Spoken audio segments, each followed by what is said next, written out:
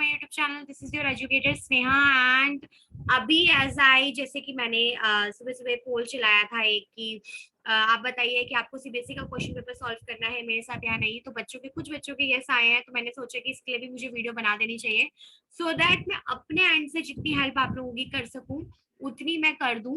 And आप लोगों का जो पेपर है परसों 6 मई को, उसमें आपको कोई भी दिक्कत ना आए। तो उसके लिए मैंने सोचा कि मेरे को ये वीडियो जरूर बनानी चाहिए और मैं लेके भी आई हूँ।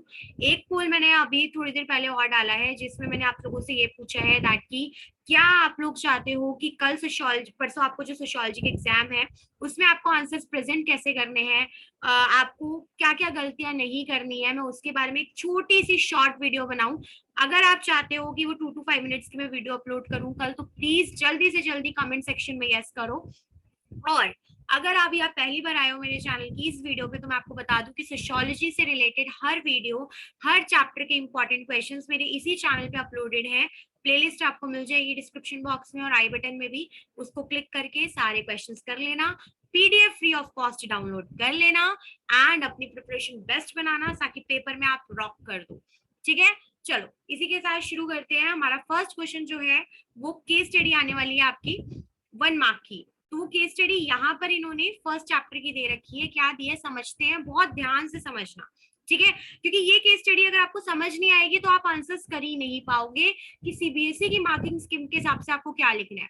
तो क्वेश्चन देखो क्या है, the European town has spacious bungalows. जो यूरोपियन टाउन होते हैं उसमें आपको पता है बड़े बड़े घर होते हैं, एलिगेंट अपार्टमेंट घर होते हैं, स्ट्रीट्स बहुत वेल प्लेन्ड होती हैं, पेड़ जो है स्ट्रीट के दोनों तरफ लगे हुए होते हैं, आफ्टरनून में लोग क्लब्स में जाते हैं, शाम को गेट टुगेदर करते हैं, और डेफिनेटली एक ओपन स्पेस जो होता है वो रिजर्व होता है फॉर वेस्टर्न रिक्रिएशनल फैसिलिटीज जैसे race, golf course, soccer, cricket, इन सब के लिए जगह होती है।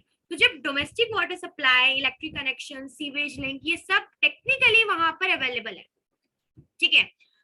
लेकिन यूज जो है उनका नेटिव टाउन तक ही लिमिटेड है। तो आपको ये समझना है, इन्होंने कहा कि सोर्स पढ़ो और बताओ कि साउथ एशियन कॉलोनियल सिटी का जो मॉडल है, क्या वो नेटिव्स की नीड्स को पूरा कर रहे हैं। ये जो आप देख रहे हो कि यूरोपियन टाउन्स की जो नीड्स है कि साउथ कॉलोनियल सिटीज में, इंडिया में भी आके उन्होंने एक जगह ऐसी बना ली थी, लेकिन वो हमारी नीड्स को, आप सोचो अगर आप भी उस जगह रह रहे होते तो क्या आपकी नीड्स पूरी हो रही होती? डेफिनेटली नहीं हो रही होती, क्योंकि इन्होंने कहा है कि when domestic water supply, electric connection, sewage link, वो सिर्फ और सिर्फ टेक्निकली वही पॉसिबल है जहाँ पे यूरोपियंस रह रहे हैं, मतलब जहाँ नेटिव रह रहे हैं वहां पे तो ये सारी चीजें है ही नहीं। और जब बच्चे ये सारी चीजें वहां पर है ही नहीं तो फैसिलिटीज का हमें क्या फायदा, कॉमन पीपल को क्या फायदा हो रहा है। ठीक है, सेकंड देखते हैं। कुमुदता की जो जर्नी थी संस्कृत में अचानक से शुरू हुई, आपको पता था उसके गुरुजी की वजह से, and she was the first lady जिसने एक तरीके से एक नया, आप ये कह सकते हो चैलेंजिंग एनवायरनमेंट लेके आई वो, क्योंकि उसको पढ़ने का मन था आगे। तो उसको जब वो कॉलेज में गई तो डेफिनेटली उसको बहुत सारे क्रिटिसिज्म झेलने पड़े, उसके टीचर्स उसको चिढ़ाते थे, उसके टीचर्स उसको फन उड़ाते थे, टोंट करते थे, ठीक है, लेकिन एनी हाउ उसको ना एक थी जुनून कि मुझे किसी भी तरह से करके संस्कृत पढ़नी है, मुझे कुछ स्पेशल करना है, and finally she did that. तो इन्होंने कहा है कि क्या आपको लगता है बच्चे कि संस्कृताइजेशन एक जेंडर्ड प्रोसेस भी है? तो मैं आपको समझा दूं, इससे पहले भी एक वीडियो आ चुकी है, उसमें भी संस्कृताइजेशन पे क्वेश्चन था, और संस्कृताइजेशन पे क्वेश्चन आएगा। वो आपको सिंपल क्वेश्चन नहीं दे देंगे कि संस्कृताइजेशन डेवलप कर दो या मुझे इलैबोरेट कर दो, वो आपको बोलेंगे कि आपकी अंडरस्टैंडिंग कितनी बैठी है उस पर। तो इस चीज को समझने की कोशिश करो कि संस्कृताइजेशन जेंडर्ड प्रोसेस भी था। एट द एंड आपको एक जो सोशल लैडर बनी हुई है उसमें अपनी पोजीशन अपग्रेड करनी है। वो सोशल लैडर जो है इन टर्म्स ऑफ जेंडर भी हो सकती है, इन टर्म्स ऑफ इकोनॉमी भी हो सकती है, इन टर्म्स ऑफ वेल्थ भी हो सकती है, in terms of rich and poor classes पे भी हो सकती है, कास्ट डिस्क्रिमिनेशन पे भी हो सकती है। ठीक है, तो संस्कृताइजेशन जो है, संस्कृत ने डेफिनेटली एक ऐसी फील्ड कुमुदता के करियर में, कुमुदता की लाइफ में तोड़ी कि संस्कृत एक व्यूमेन पढ़ रही थी, अभी तक मेल्स पढ़ रहे थे और फाइनली व्यूमेन पढ़ रही थी। जैसे जैसे वो अपनी स्टडीज की तरफ आगे बढ़ रही थी डेफिनेटली उसको रिएक्शंस मिल रहे थे, सरप्राइजेस मिल रहे थे, पर फाइनली पीपल ने उसका जो रिएक्शन था वो एक्सेप्ट किया। ठीक है, थर्ड क्वेश्चन देखते हैं बच्चे। थर्ड क्वेश्चन है आपका, एग्रीकल्चर प्रोडक्टिविटी ने इंक्रीज हुई, ठीक है, क्योंकि न्यू टेक्नोलॉजी आई थी, इंडिया जो था वो सेल्फ सफिशिएंट बन पाया in terms of food grain पहली बार। तो डेफिनेटली इसका रीजन कहीं ना कहीं मीडियम और लार्ज फार्मर्स से, जिनको न्यू टेक्नोलॉजी से फायदा हुआ। सो आपका पहला क्वेश्चन है कि सबसिस्टेंस एग्रीकल्चर क्या समझते हो आप? मैंने पहले भी बताया है, दोबारा बता देती हूँ कि सबसिस्टेंट एग्रीकल्चर वो है कि आप उतना ही उगा पाओ जितना आपके लाइफ के लिए, आप जितना जीना चाहते हो, मतलब आप जिसमें आराम से 2 वक्त की रोटी खा लो, आप वो उगा सकते। ठीक है। सेकंड क्वेश्चन है, who were able to reap the most benefit from green revolution and commercialisation of agriculture? उन फार्मर्स को ये सबसे ज्यादा बेनिफिट हुआ। लेकिन अगर मैं फार्मर्स में भी कैटेगराइज करूं तो जो रिच फार्मर्स से और जो लैंड होल्डर्स से बड़े बड़े, उनको सबसे ज्यादा बेनिफिट हुआ। ठीक है। नेक्स्ट क्वेश्चन देखते हैं बच्चे। In the mid 1970 there was a renewal of the women movement in India. अचानक से वुमेन मूवमेंट इंडिया में स्टार्ट हुआ था, जिसको वुमेन्स मूवमेंट का सेकंड फेज बोलते हैं। इस टाइम पे ऑटोनॉमस वुमेन मूवमेंट स्टार्ट हो गए थे। तो इसको इलेबोरेट करो। तो डेफिनेटली ये जो टर्म है autonomy, it refers to the fact कि ऐसा ऑटोनॉमस है ये जो हर पॉलिटिकल पार्टी से फ्री है, वुमेन ऑर्गेनाइजेशन से फ्री है। ठीक है। तो ऑटोनॉमस का मतलब ये होता है अपने आप में फ्री होना। इसका बी पार्ट देखो क्या है, right about any one ideological change that was noticed in the autonomous women movement. Women movement में जो आइडियोलॉजिकल चेंज आया वो क्या था? तो सबसे पहला ये था कि अब वुमेन्स को भी रिकॉग्नाइजेशन मिलने लग गई थी। पहले सिर्फ मेंस को इस चीज में इंपॉर्टेंस दी जाती थी, पर अब वुमेन्स को भी दी जाती थी। ठीक है। मतलब अब डिस्क्रिमिनेशन अभी भी था, लेकिन डिस्क्रिमिनेशन अगर आप अलग अलग लेवल की वुमेन्स में देखो, जैसे मान लो जो एजुकेटेड वुमेन्स है या जो थोड़ी रिच वुमेन्स है, उनको कंपैरेटिवली अनएजुकेटेड वुमेन्स और पुअर वुमेन्स के अकॉर्डिंग कम डिस्क्रिमिनेशन झेलना पड़ रहा था। ऑल्सो रिच ग्रेटर रिकॉग्नाइजेशन था कि बोथ मेन एंड वुमेन, उनको जेंडर आइडेंटिटीज से डिस्क्रिमिनेट नहीं किया जाएगा। ठीक है। Compare the impact of just in time for the company vis a vis the worker. Just in time और वर्कर को इलेबोरेट करना है, कंपेयर करना है। तो जस्ट इन टाइम्स क्या होता है, मैंने बता देती हूँ आपको कि जस्ट इन टाइम का मेन मतलब यही है कि कंपनी का कॉस्टिंग कम करनी है मेन। ठीक है। क्योंकि वर्कर्स बड़े टेंस होते थे, एंड अगर सप्लाईज नहीं आ पाई टाइम पे तो उनके प्रोडक्शन टारगेट डिले हो जाएंगे। प्रोडक्शन टारगेट डिले हो जाएंगे तो पैसे लेट मिलेंगे, पैसे लेट मिलेंगे तो ये वर्कर्स को और परेशान करेंगे। ठीक है। And when they do like you no arrive, अगर मान लो कभी कभी जस्ट इन टाइम वाले जो रॉ प्रोडक्ट्स वगैरह ये जल्दी आ गए, तब भी वर्कर्स की बैंड बजेगी बच्चों। क्यों? क्योंकि वर्कर से ये उम्मीद की जाएगी कि ये ज्यादा काम करे, क्योंकि किसी भी तरीके से इनको टारगेट पूरा करना है। ठीक है। नेक्स्ट देखो, can be apply the distinction between old and new social movement in the Indian context? देख लो, मैंने आपको ऑलरेडी ये क्वेश्चन जो सोशल मूवमेंट में भी कराया है, वहां पे भी बोला था जब बहुत बार की इंपॉर्टेंट है, पीवाईक्यू में भी करवाया है, वहां पर भी बोला था बहुत बार इंपॉर्टेंट है, सीबीएसई के पेपर में भी करा रही हूँ, यहाँ पर भी बोल रही हूँ इंपॉर्टेंट है। इस क्वेश्चन को तो अच्छे से कर ही लेना। न्यू सोशल मूवमेंट जो है पॉलिटिकल पार्टी से रिलेटेड नहीं होता, क्लास लाइंस पे बना होता है, आइडेंटिकल कल्चरल एंजाइटीज ये सारे एलिमेंट्स आ जाते हैं इसमें। ओल्ड सोशल मूवमेंट जो है वो पॉलिटिकल पार्टी से जुड़ा हुआ होता है, उसमें पॉलिटिकल पार्टी ही इंपॉर्टेंट रोल प्ले करती है, ये सारा आ जाता है। ठीक है। नेक्स्ट क्वेश्चन देखो, often it is thought that imparting knowledge of scientific farming method will improve the condition of Indian farming। तो अक्सर ये कहा जाता है कि अगर साइंटिफिक फार्मिंग के मेथड फार्मर्स को सीख गए वो, तो उनकी कंडीशन इंप्रूव हो गई थी, हो जाएगी। क्या ये स्टेटमेंट सच है? नहीं है। क्यों नहीं है? Because much of traditional knowledge about the land they till and the crops they sow is being lost as hybrid। उनकी जो ट्रेडिशनल नॉलेज थी, हमको किसी ने सिखाई नहीं है खेती, पर स्टिल हमको पता है कि किस लैंड में किस टाइम पे कौन सी खेती करनी है और किस टाइम पे प्रोडक्शन और यील्डिंग अच्छी होगी। ठीक है। लेकिन बस फर्क इतना आया कि जब ग्रीन रेवोल्यूशन आया, हाई यील्ड वैरायटी सीड्स आए, तो उन्होंने प्रोडक्शन को इंटेंस कर दिया थोड़ा, उन्होंने प्रोडक्शन की क्वांटिटी को इंक्रीज कर दिया, लेकिन जो नॉलेज ट्रेडिशनल फार्मिंग मेथड्स में थी वो उन्हीं के पास रही, उसको रिप्लेस कोई नहीं कर पाया। ठीक है।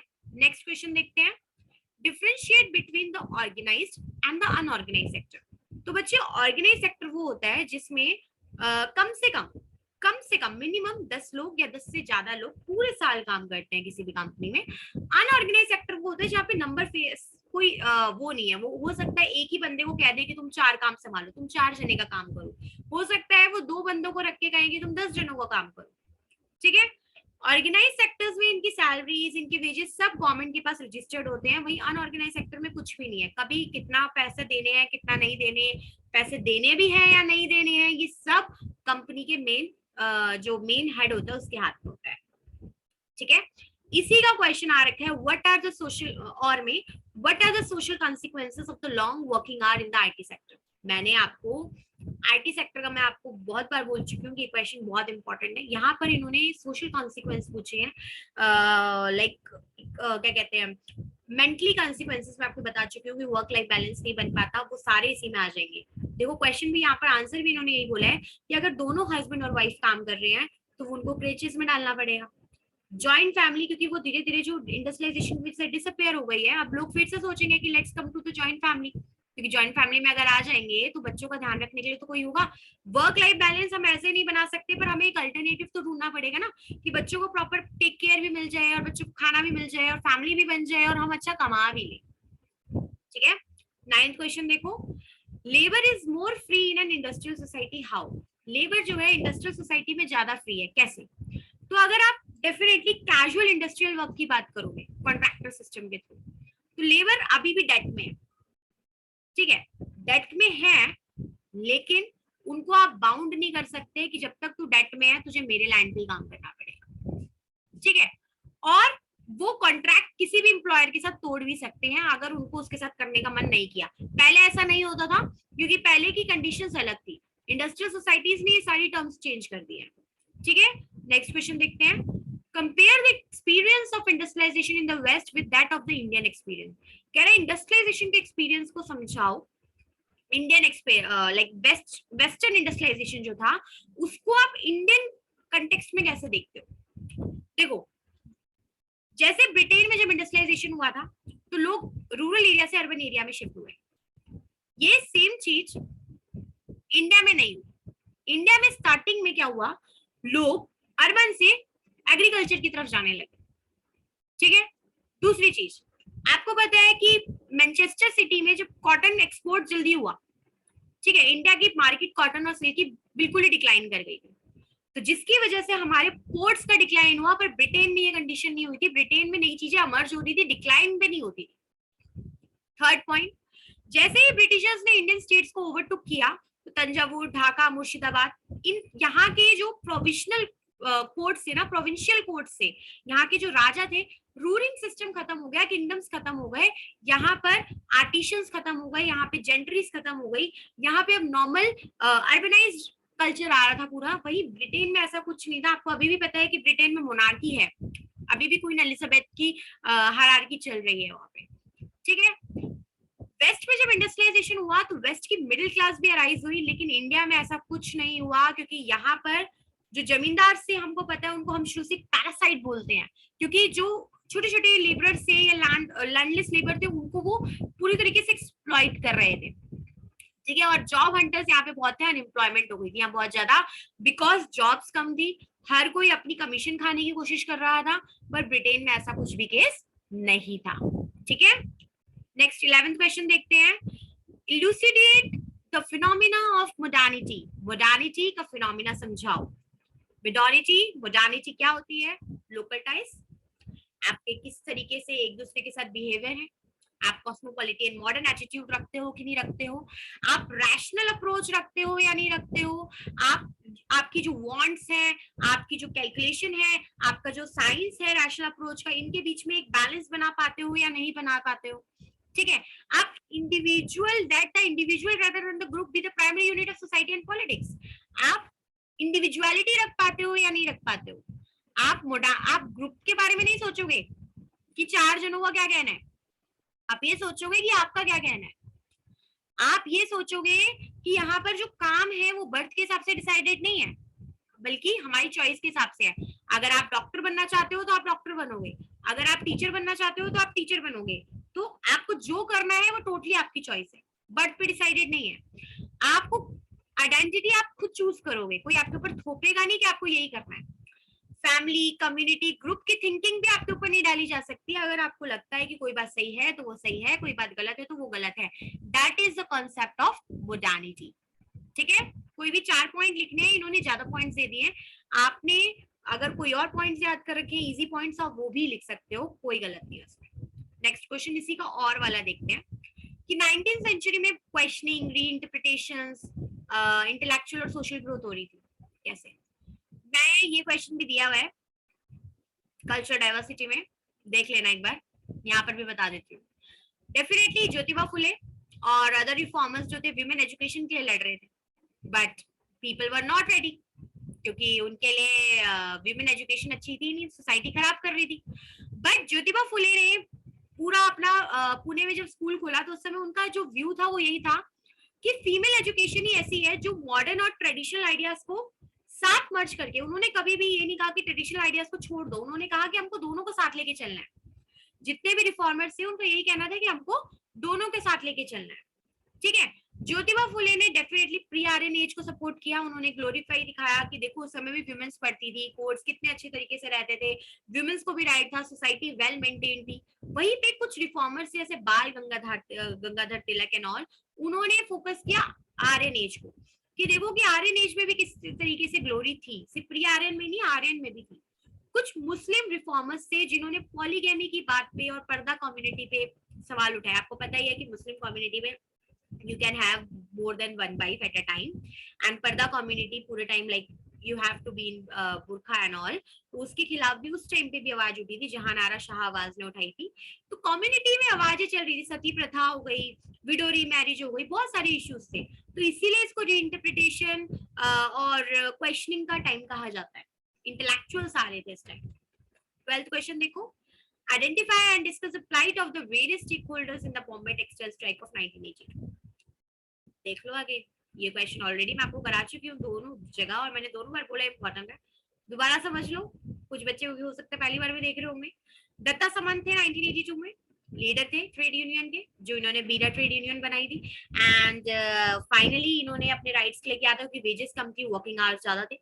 बट वुमेन्स ने भी एक्टिवली पार्टिसिपेट किया था इस मूवमेंट में डेफिनेटली, एंड कोशिश बहुत की लोगों ने इनकी स्ट्राइक्स तोड़ने की, और इनके जितने भी ये चीजें कर रहे थे like you know to participate in the movement, उसको तोड़ने की, मोबिलाइजेशन को तोड़ने की। बट कुछ सक्सेस हुए, कुछ नहीं हुए। 2 साल तक फिर भी ये मूवमेंट चला, but after final 2 years movement break down हो गया, क्योंकि कितना सबर करेगा यार, एक वर्कर क्लास है, उसको पैसे नहीं मिलेंगे, उसको वेजेस नहीं मिलेगी, तो अपने घर वालों को क्या खिलाएगा। तो 2 साल बाद सारे लोग अपने अपने कामों पे वापस हो गए और उन्होंने अपनी तरीके से चीजें करने लग गए। नेक्स्ट देखो, Jharkhand is one of the newly form state of India carved out of south Bihar. आपको पता है कि बिहार का हिस्सा था झारखंड 2000 तक, एंड बिहार से फिर झारखंड अलग हुआ है, ठीक है। तो आपको सोशल मूवमेंट बताने हैं जो इस स्टेट की क्रिएशन को दिखाते हैं।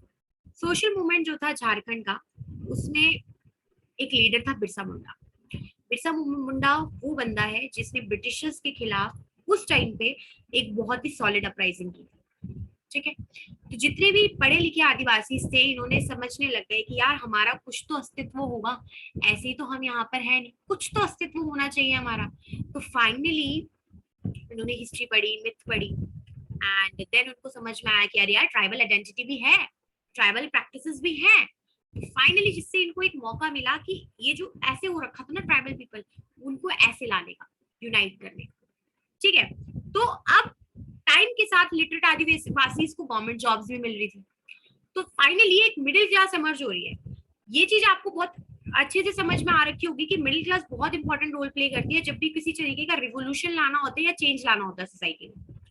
तो फाइनली इन्होंने, इन सबको दुश्मनी थी, इन सबको गुस्सा था दिक्कूस के खिलाफ, उन माइग्रेंट ट्रेडर्स के खिलाफ, उन मनी लैंडर्स के खिलाफ जो इनके एरिया में आ गए थे, इनकी वेल्थ को एक्वायर कर लिया था, खुद को ओरिजिनल रेसिडेंस बोल दिया था इनको हटाकर। तो इन सब से इनको बहुत गुस्सा आया कि हर तरीके से यार हम ही एक्सप्लॉइट क्यों, गवर्नमेंट जॉब्स हमको प्रॉपर नहीं मिलती, पढ़ने हमको दिया नहीं जाता, हमारा जो सोर्स ऑफ लाइवलीहुड था फॉरेस्ट वो हमको दे नहीं रहे हैं, वाई हमारे लैंड एक्वायर कर रहे हैं, हमारी वेल्थ एक्वायर कर रहे हैं, हम ऐसे नहीं बैठ सकते। देन दे हैव डिसाइडेड कि नहीं, ऐसे नहीं चलेगा, now we have to fight for our rights, and finally they have started कि हमको अपनी झारखंड की आइडेंटिटी चाहिए। और इसी तरीके से आप देखते हो कि साउथ बिहार से झारखंड अलग हो गया, ठीक है। नेक्स्ट क्वेश्चन देखो, इसी के जो और में आ रखा है, using an example explain an ecological movement. आपको इकोलॉजिकल मूवमेंट को डिफाइन करना है। चिपको मूवमेंट सबसे अच्छा एग्जांपल है इसका, आपको पता ही है, कि गवर्नमेंट के एम्प्लॉयज आए थे कि हम पेड़ काट देंगे क्योंकि यहाँ पर हमको चीजें बनानी है, पर वहां की जो वुमेन्स थी वो बहुत कनेक्टेड थी नेचर से, they have come down step forward कि हम तो नहीं काटने देंगे, गई और उन्होंने ऐसे करके हक कर लिया पेड़। ठीक है, तो क्योंकि यार उनकी नेसेसिटी है ना, वो तो सोचो पहाड़ में वो रह रही है, उनके घरों के पास के तुम पेड़ काट रहे हो, वो जिएंगे कैसे? उनका तो सोर्स ऑफ लाइवलीहुड ही वही है, नेचर से वो खा रहे हैं। ठीक है, तो पुअर विलेजर्स है बेचारे, अब उनको, लेकिन गवर्नमेंट का क्या प्लान था कि हम तो ये टिम्बर बेच के पैसा कमाएंगे, लेकिन गवर्नमेंट क्या कर रही है कि प्रॉफिट अक्यूमुलेट करने की कोशिश कर रही है at the cost of the life of many people, many needy people, जो लोगों को अच्छा नहीं लगा। ठीक है, तो इसीलिए जो चिपको मूवमेंट था उसको एक मतलब इन्होंने ये चिपके रहे, इन्होंने हार मनवा दी। जो आए थे कारपेंटर्स काटने वाले, जो पेड़ काटने वाले लोग आए थे, उनको हार मनवा दी कि हम तो काटने नहीं देंगे भाई। ठीक है, तो यहाँ पर आपको ये मूवमेंट जो है सिर्फ इकोलॉजिकल इसलिए था क्योंकि पेड़ बचाया, पॉलिटिकल और इकोनॉमी इसलिए था क्योंकि इनका सोर्स ऑफ लाइवलीहुड था, और पॉलिटिकल रिप्रेजेंटेशन इसलिए था कि सरकार जो चाहेगी जरूरी नहीं है कि जनता हमेशा होने दे, because we are the only one who elect government. ठीक है, यही है आपका 6 पॉइंट्स में जो मैंने आपको बताया है। मैं एक एक लाइन पढ़ के नहीं बता रही हूँ कि आप लोग भी बोर हो जाओगे, एंड अभी आप लोगों का बहुत हाई पिक टाइम है, मैं चाहती हूँ आप बेसिक कॉन्सेप्ट समझो, आंसर लर्न करो और पेपर में बढ़िया सा करके आओ। ठीक है, नेक्स्ट क्वेश्चन देखते हैं। I think this is going to be a last question. Show the relation between the circulation of labour and feminisation of agriculture labour force. Feminisation of agriculture labour बहुत इंपॉर्टेंट टॉपिक है, मैंने mention किया है, PPTs में भी है, check कर लेना, जो इससे पहले वीडियोस आ रखी हैं प्लेलिस्ट में। अभी ये समझ लेते हैं, जो ट्रेडिशनल बॉन्ड थे लोगों के लेबर और टेनेंट्स के, वो टूट गए थे। सीजनल डिमांड थी एग्रीकल्चर लेबर की ग्रीन रेवोल्यूशन के बाद, क्योंकि काम ही इतना आसान हो गया था, मशीन बेस्ड काम हो गया था, पूरे टाइम फार्मर्स की जरूरत ही नहीं पड़ती थी या लेबरर्स की जरूरत ही नहीं पड़ती थी। इसीलिए अब कोई तो काम चाहिए मुझे करने के, अगर मैं फार्मर हूँ तो मुझे कुछ तो चाहिए ना करने के लिए। तो जब भी उस समय इंडस्ट्रीज डेवलप हो गई, अब जब इंडस्ट्रीज डेवलप हो रही हैं तो वर्कर्स क्या करेंगे, गांव से शहरों में चले जाएंगे। जब शहरों में चले जाएंगे तो शहरों में भी वो कहाँ काम कर रहे थे, like new Delhi, Bangalore, metropolitan cities में आ रहे थे।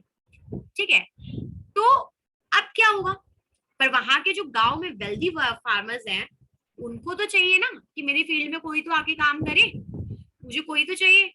या छोटे छोटे जिनके फार्मर्स हैं, लैंड्स हैं, उनको भी तो है कि यार लैंड खराब नहीं होना चाहिए, कोई तो बंदा काम करने वाला होना चाहिए। अब लेबरर्स को वो हायर कर नहीं सकते क्योंकि हाई वेज लेबरर्स हो जाएंगे, या ऑलरेडी मेल पॉपुलेशन कम हो गई है उन जगहों पे, तो वो क्या करेंगे, फीमेल्स को ही आगे आना पड़ेगा काम करने के लिए।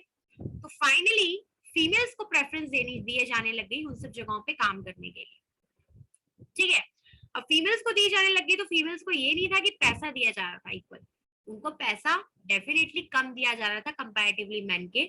लेकिन आप यही देख रहे हो कि लेबर का एक तरीके से बच्चे सर्कुलेशन ही है। अगर अचानक से ग्रीन रेवोल्यूशन नहीं आया होता, इंडस्ट्रियलाइजेशन नहीं आया होता, तो जो मेल्स एक फार्मर की जेंडर कंसेप्चुअल के हिसाब से सोसाइटी थी वो कभी सर्कुलेट होती नहीं शहरों के लिए, और अगर सर्कुलेट नहीं होती तो डेफिनेटली औरतें कभी भी फील्ड्स में आती नहीं। तो रूरल सोसाइटी में ये जो फेमिनाइजेशन है इसका मेन कॉज यही है होने का।